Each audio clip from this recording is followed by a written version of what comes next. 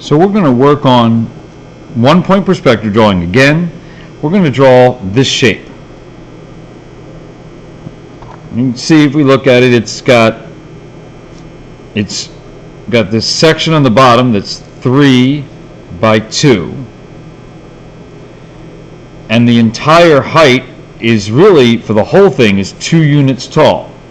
I know we're missing this piece, but if you had to put this whole thing inside a box, the box would need to be 2 units tall. If it was only 1 unit tall, then this part here would be sticking out of the box. So it's a simple, reasonably simple shape. I've drawn it so that we can reference it. I've drawn it isometrically right here, so we can reference it when we need to. So this and that. And what I want to point out is the, hold on. This will work. So what I want to point out is this idea of an overall box for this thing. So in other words, if I was going to put this in a box, I'll try to use this blue pen.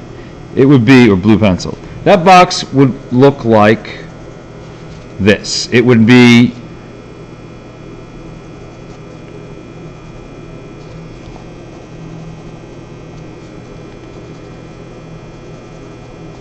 a box that is 2 tall, right? 2 units tall, 2 units wide, and 3 deep. It would look like this if you didn't have the object sitting in it. 3, 2, 3, 2. So this is what your box would look like. And inside of it, you could fit our shape. The top of the shape would touch right here, right? That top square would touch the box right here. Where would this left side touch it? Well, it would touch everywhere along the bottom here, right? And over in here, but it would not touch right here because there isn't anything there. What would touch the front face? Well, just this would, because there's nothing here to touch, so this would touch the front. So that, just getting those would help us figure out where everything else goes. And then you could kind of sketch in the rest, which would look like this, but this section here would represent this empty section. So picturing what would touch the sides of this box really helps in perspective drawing. We can get away with other techniques in isometric, but with perspective, it's really going to help. So we start a 1-point perspective of our object. We just draw a horizontal line somewhere close to the top of our paper.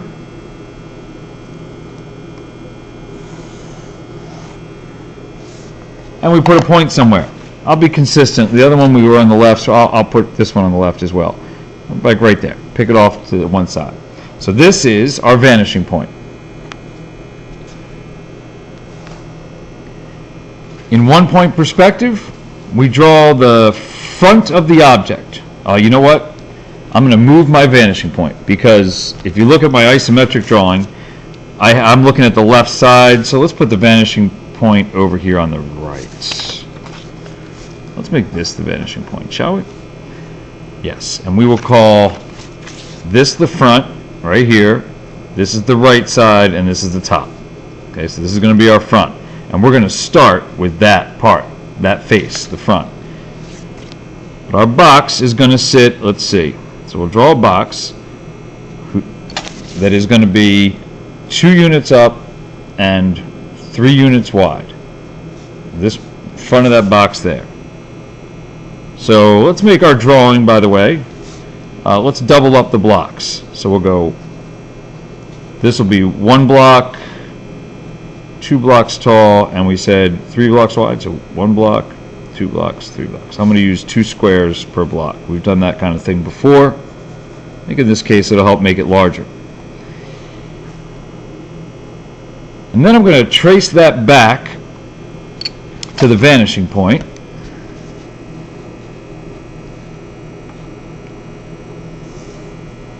Do that corner,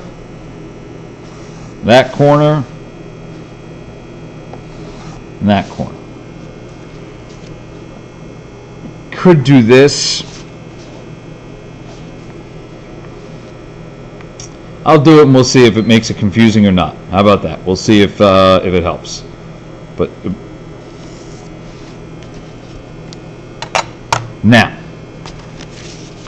I've got the height. That's 2 blocks tall, right? 1 block, 2 blocks. I've got the width here. 1, 2, 3. 1, 2, 3.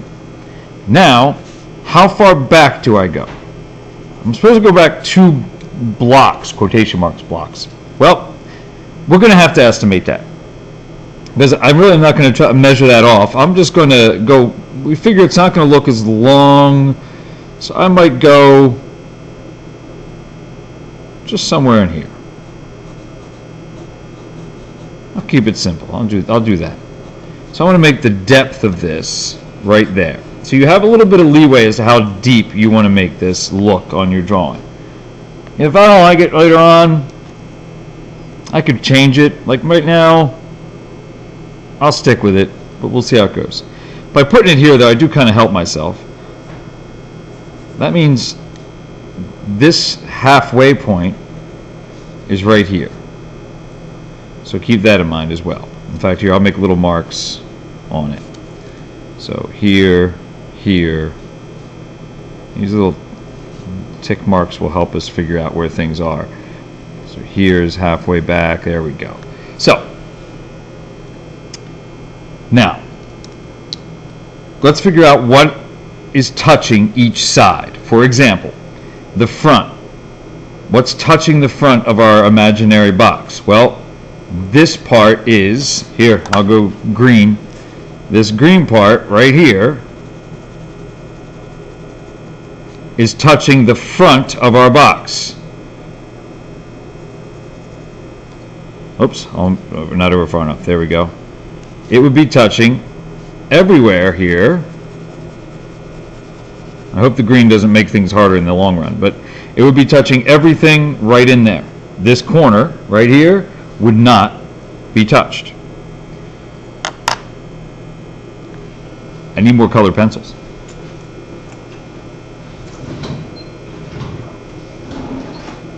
I'm getting them, hold on.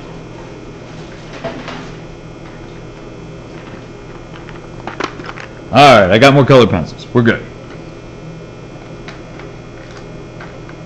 Let's go with these. Okay. So what's touching the top of our box?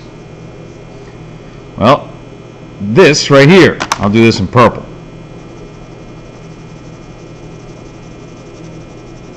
Is touching the top of our box. So how can we put that in here? We need to know where to go on this thing. So like I can see this line here is right here. And I got this line, that's right here, and even the back line, that's no problem, but I need this one. Where do I stop? Well, it's going to be 2 cubes over, so that's going to be 1, 2. From this point, I need to draw a vanishing line. So I'm going to go from that point back to my vanishing point. Nice light construction line back. And so now I know where to draw that purple.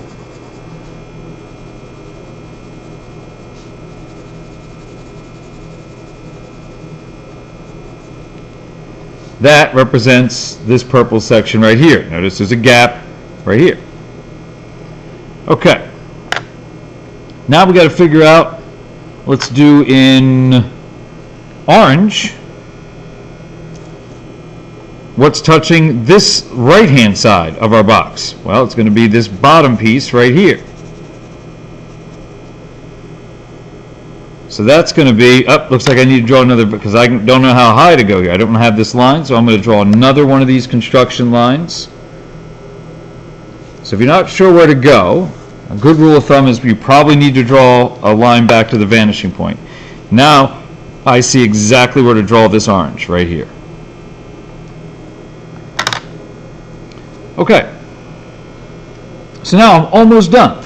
I have whatever's touching the top, whatever's touching the front, whatever's touching the right, all taken care of. Now I have to clean up some other things. So we go back to our original shape, and I need to illustrate this line here.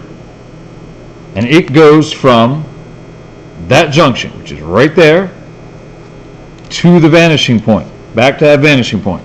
So I'm going to draw a line from there to the vanishing point. But where do I stop that line? Well, let's come straight down from here until I hit that line. I'll go straight down there, because that would be this right here. We'll come straight down until it hit that line that we just drew. And now, if I go straight over from there, I have all the parts of my shape. Now, let's get rid of a couple of lines here that make up that imaginary box that we drew, so that we start to see our shape maybe a little better. I'll leave the lines that go back, but so now we have the top is in purple right here. Try to hold it the same way. There you go. It might not be in focus, but that's okay. This side here is in green. This side here is in orange. And then the white sections you see here are these two faces right here. Now, if I hadn't used the colors, I would have shaded at this point. In fact, I still will shade. We'll call the front dark again. So this right here will be dark. Go right over top of the green.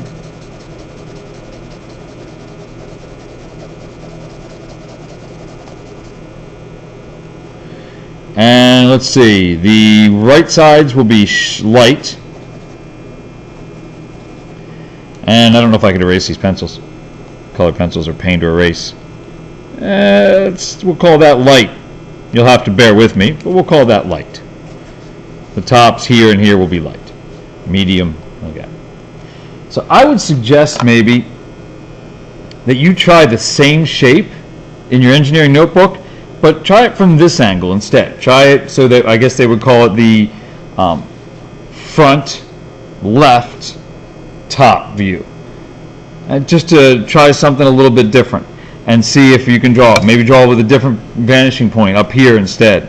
But whatever you want to do to try to get it to look right. And maybe the next time I do it, maybe I don't estimate this as far back as I did, because it looks a little too wide for me.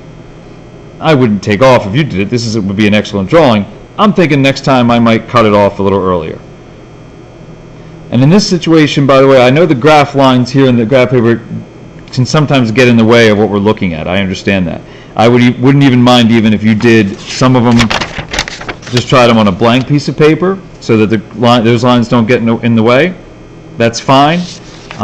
The one advantage to the graph paper is it does help us set our front side nice and cleanly. So, all right. Give that a shot, and some of the other practice ones that I've given you to do. They get increasingly complex as we go. Ask for help if you get stuck.